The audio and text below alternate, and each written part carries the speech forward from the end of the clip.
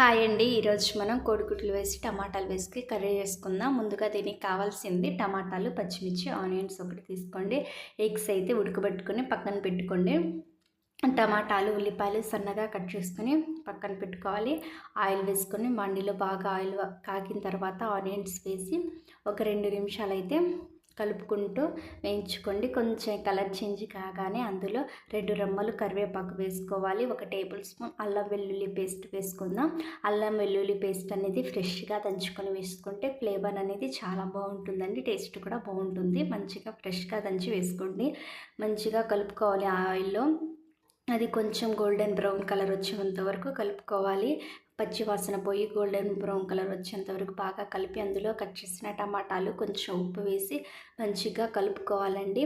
ఆ ఉప్పు వేయడం ద్వారా టమాటాలు తొందరగా వాడిపోతుందన్నమాట. మూత పెట్టుకొని ఒక 2 నిమిషాలు అయితే మగ్గించుకోండి.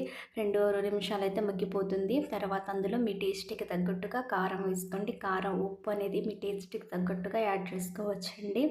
కొంచెం కారం వేసి అందులో ఒక అర స్పూన్ అయితే పసుపు వేసుకుందాం. నెక్స్ట్ ఉడకబెట్టుకున్న కోడిగుడ్లు అయితే వేసి మంచిగా కలుపుకోవాలండి. బాగా కలపండి. ఒక 2 నిమిషాలు ఆ కారం అంతా మంచిగా కోడిగుడ్డులకు పట్టేటట్టు మంచిగా కలిపి అది పచ్చివాసన పోయేంత వరకు ఒక 2 నిమిషాలు అయితే మగ్గించుకోవాలి. నెక్స్ట్ అందులో మీ టేస్ట్కి తగ్గట్టుగా ఉప్పు అనేది మళ్ళీ చూసుకొని వేసుకోండి.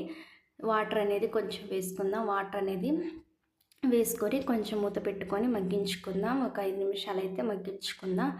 తర్వాత మూత తీసుకొని చూస్తే అది ఉడికి కొంచెం గ్రేవీ అనేది చిక్కబడినప్పుడు 1 టేబుల్ స్పూన్ ధనియా పొడి అయితే వేసుకోండి.